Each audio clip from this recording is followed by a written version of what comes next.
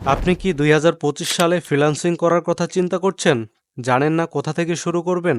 তো চলুন জেনে নেই আপনার প্রথম স্টেপটি কী হওয়া উচিত। এর জন্য প্রথমেই আপনাকে একটি স্কিল বেছে নিতে হবে। কিন্তু জানেন না যে আপনার জন্য কোন স্কিলটি সবচেয়ে ভালো কাজ করবে এবং আপনার ফ্রিল্যান্সিং ক্যারিয়ারকে অনেক দূর এগিয়ে নিয়ে যাবে।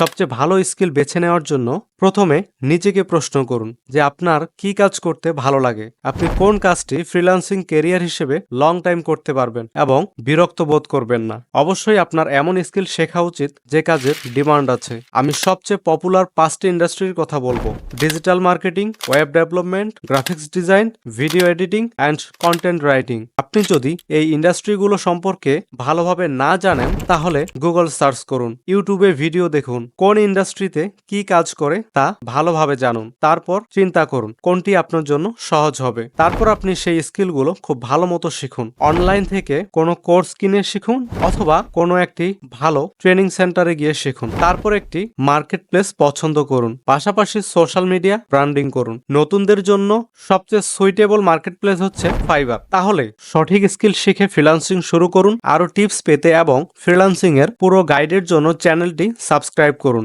আপনার যে কোনো প্রশ্ন কমেন্টে জানাবেন। ধন্যবাদ।